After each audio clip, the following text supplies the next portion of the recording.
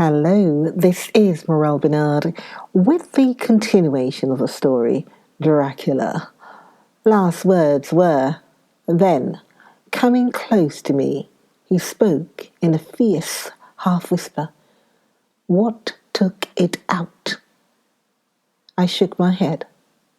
That, I said, is the crux.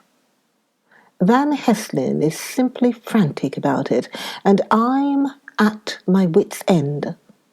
I can't even hazard a guess. There has been a series of little circumstances which have thrown out all our calculations as to Lucy being properly watched. But these shall not occur again. Here, we stay until all be well or ill. Quincy held out his hand. Count me in, he said. You and the Dutchman will tell me what to do. I'll do it. When she woke late in the afternoon, Lucy's first movement was to feel in her breast, and to my surprise produce a paper which Van Heslin had given me to read.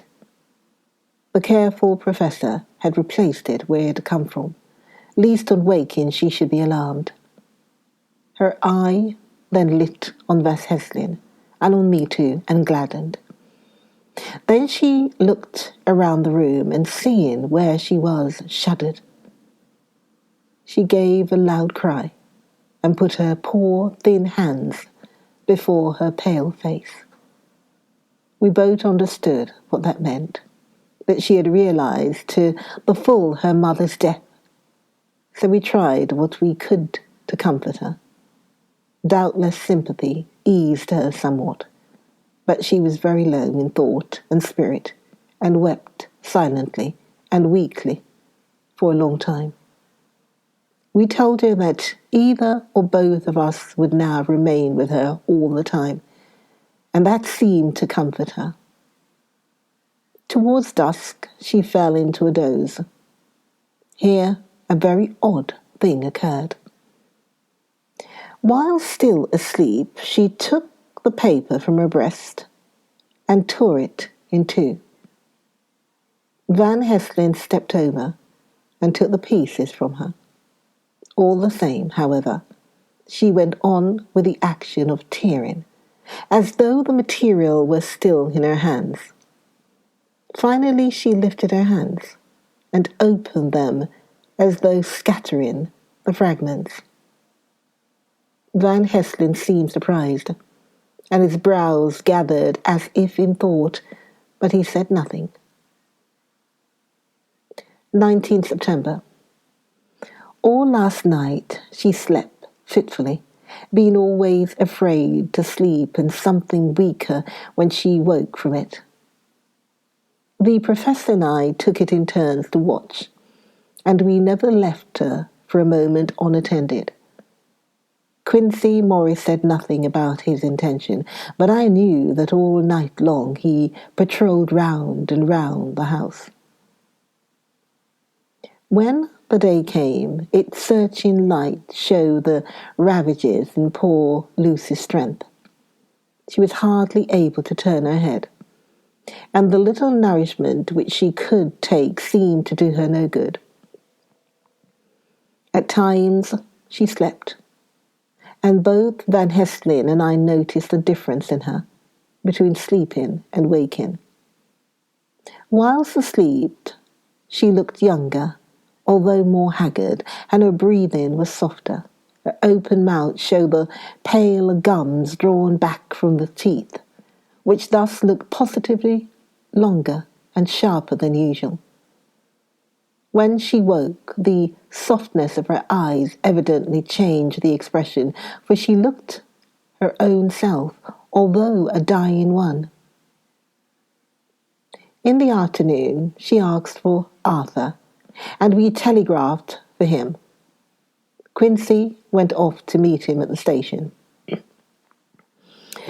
When he arrived, it was nearly 6 o'clock, and the sun was setting full and warm, and the red light streamed in through the window and gave more colour to the pale sheets. When he saw her, Arthur was simply choking with emotion, and none of us could speak.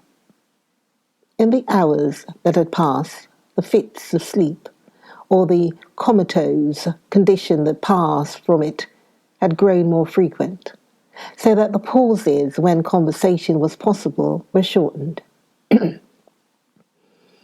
Arthur's presence, however, seemed to act as a stimulant.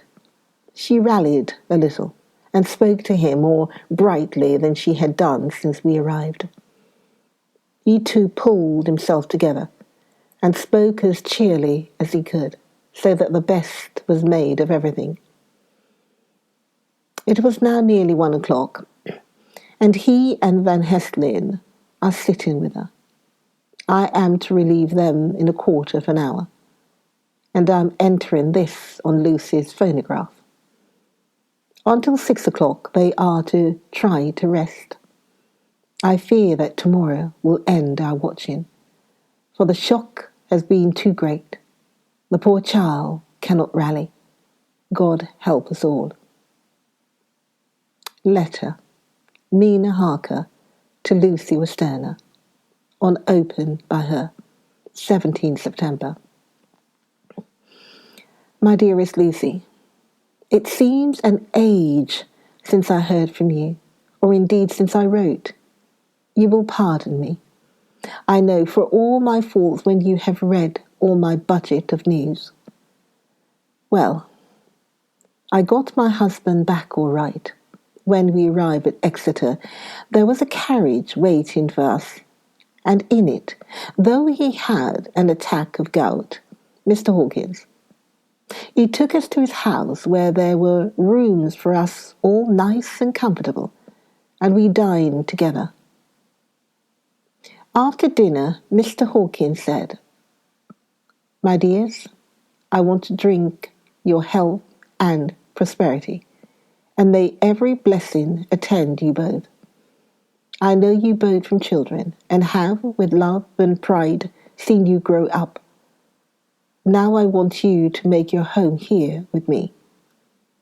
I have left to me neither chick nor child, all are gone, and in my will I have left you everything."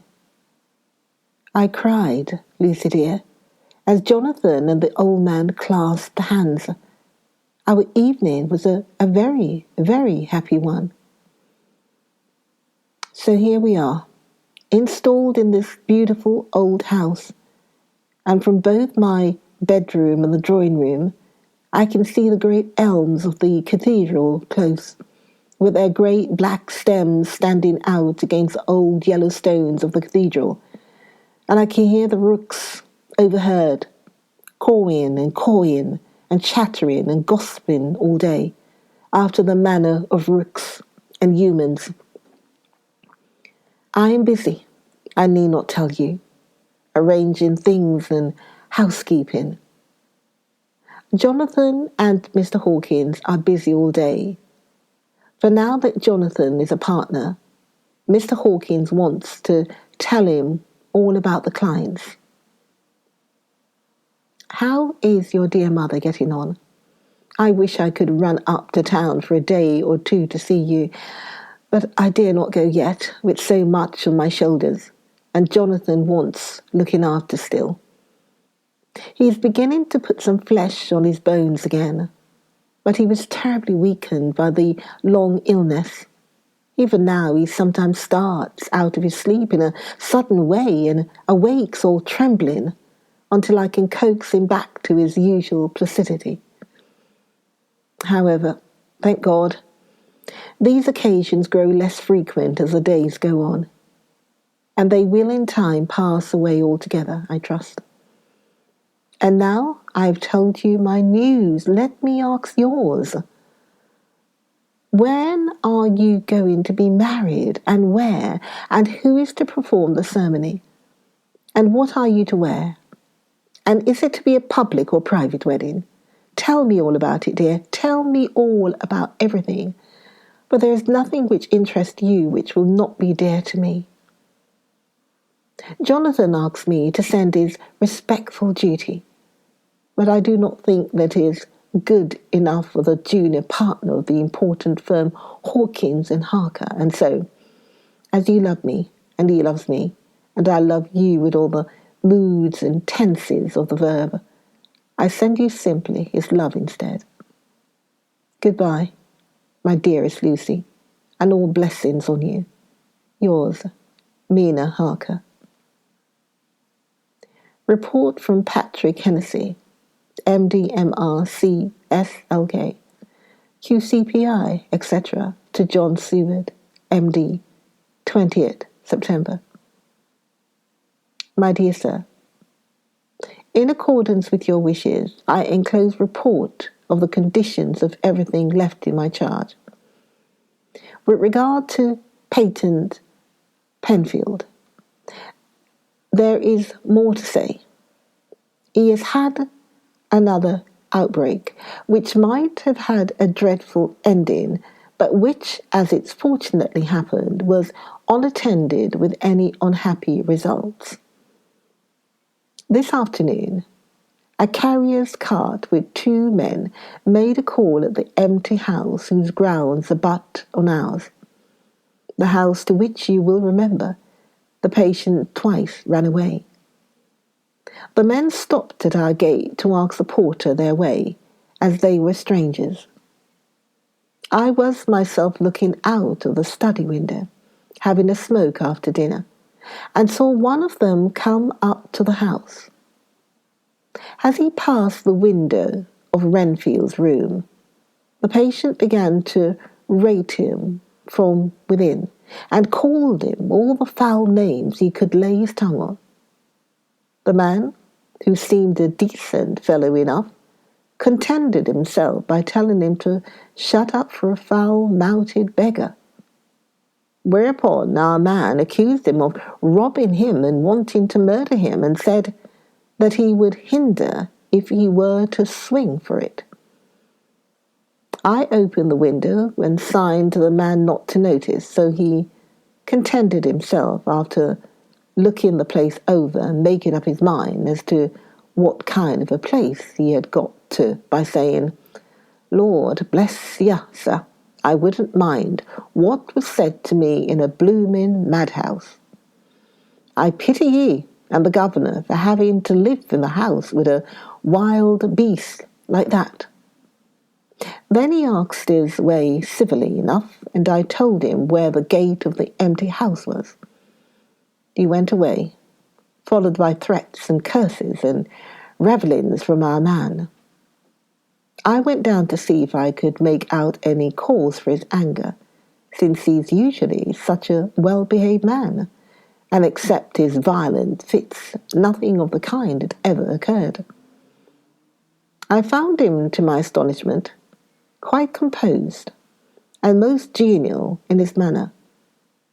I tried to get him to talk of the incident, but he blandly asked me questions as to what I meant, and led me to believe that he was completely oblivious of the affair.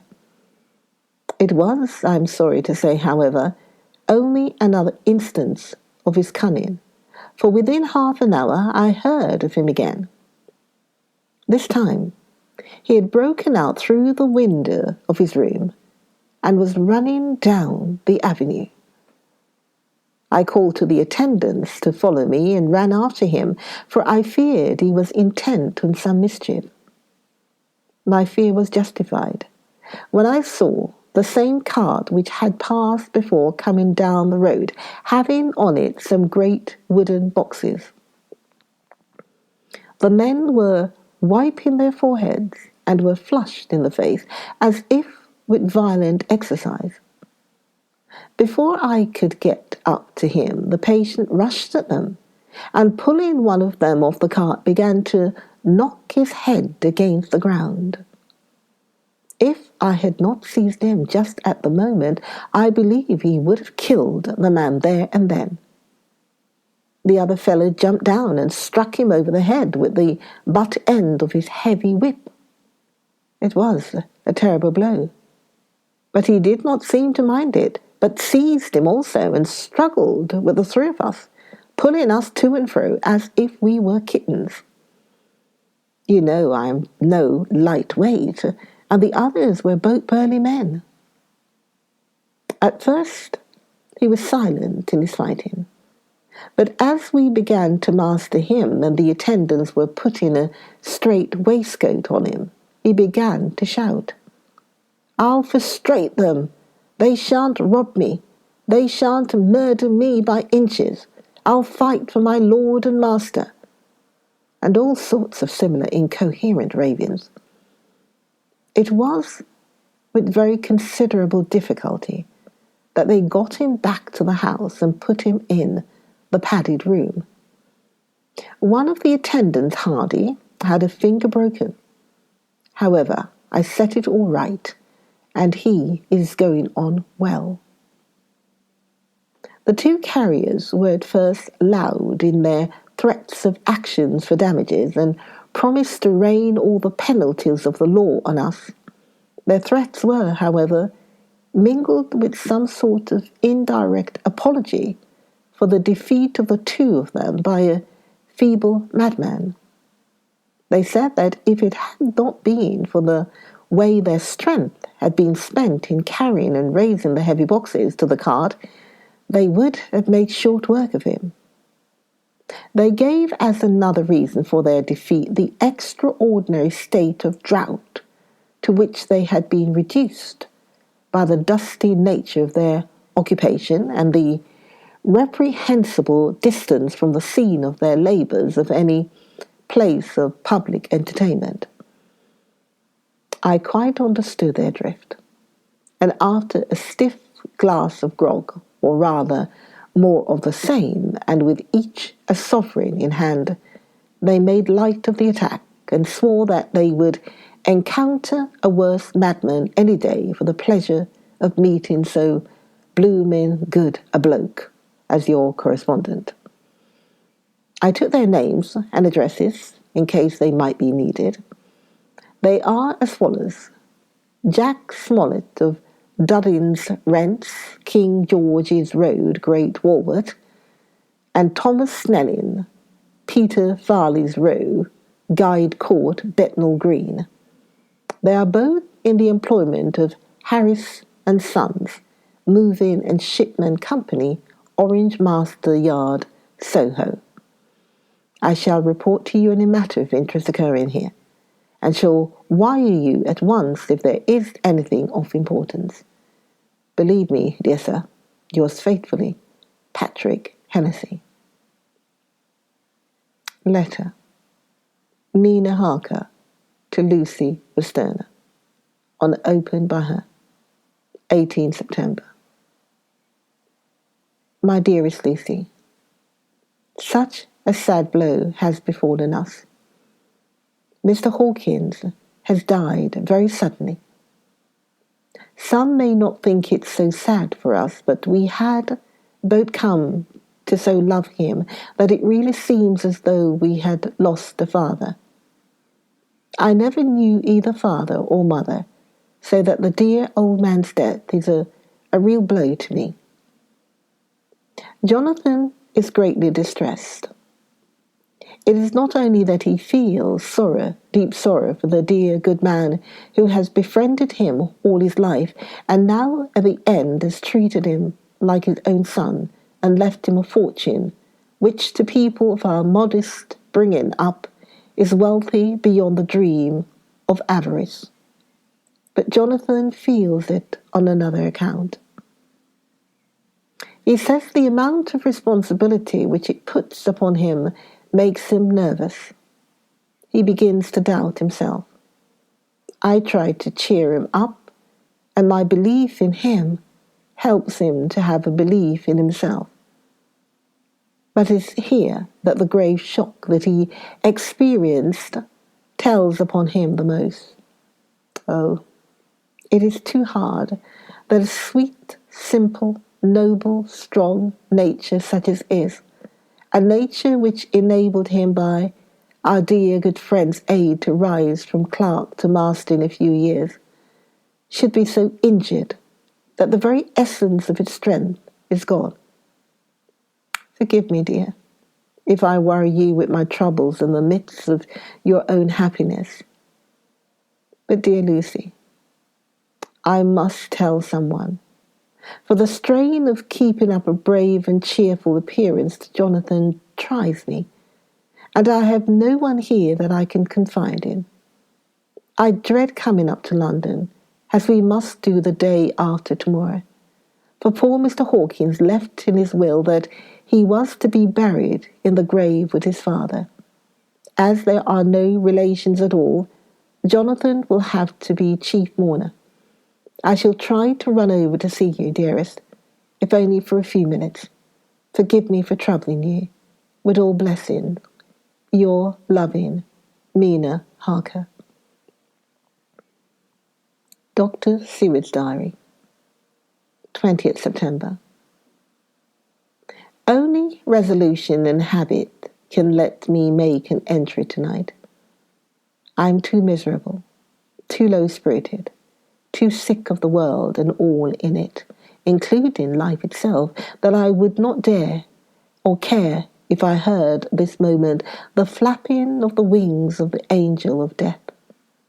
And he has been flapping those grim wings to some purpose of late. Lucy's mother and Arthur's father, and now let me get on with my work. I duly relieved Van Helsing in his watch over Lucy. He wanted Arthur to go to rest also, but he refused at first. It was only when I told him that we should want him to help us during the day, and that we must not all break down for want of rest, lest Lucy should suffer, that he agreed to go. Van Helsing was very kind to him. "Come, my child," he said, "come with me. You are sick and weak, and have had much sorrow and much mental pain, as well as that tax on your strength that we know of. You must not be alone, for to be alone is to be full of fears and alarms. Come to the drawing-room, where there is a big fire, and there are 2 sofas. You shall lie on one, and I on the other, and our sympathy will be comfort to each other, even though we do not speak, and even if we sleep." Arthur went off with him, casting back a longing look on Lucy's face, which lay in her pillow, almost whiter than the lawn. She lay quite still, and I looked round the room to see that all was as it should be. I could see that the professor had carried out in this room, as in the other, his purpose of using the garlic. The whole of the window sashes reeked with it, and round Lucy's neck, over the silk handkerchief which Van Helsing made her keep on, was a rough chaplet of the same odorous flowers. Lucy was breathing somewhat stertorously, and her face was at its worst, for the open mouth showed the pale gums. Her teeth in the dim, uncertain light seemed longer and sharper than they had been in the morning. In particular, by some trick of the light, the canine teeth looked longer and sharper than the rest. I sat down by her, and presently she moved uneasily. At the same moment there came a sort of dull flapping or buffeting at the window. I went over to it softly and peeped out by the corner of the blind. There was a full moonlight, and I could see that the noise was made by a great bat, which wheeled round, doubtless attracted by the light, although so dim, and every now and again struck the window with its wings. When I came back to my seat, I found that Lucy had moved slightly, and had torn away the garlic flowers from her throat. I replaced them as well as I could, and sat watching her. Presently she woke, and I gave her food as Van Helsing had prescribed. She took but a little, and that languidly. There did not seem to be with her now the unconscious struggle for life and strength that had hitherto so marked her illness. It struck me as curious that the moment she became conscious, she pressed the garlic flowers close to her. It was certainly odd that whenever she got into that lethargic state with the stertorous breathing, she put the flowers from her, but that when she waked, she clutched them close. There was no possibility of making any mistake about this, for in the long hours that followed, she had many spells of sleeping and waking and repeated both actions many times. Join me. Do join me. Join me for the next video. Join me for the next video, the next episode. Join me for the next video of Dracula with me, Morel Bernard. Join me for the next video. I'll see you then. Bye.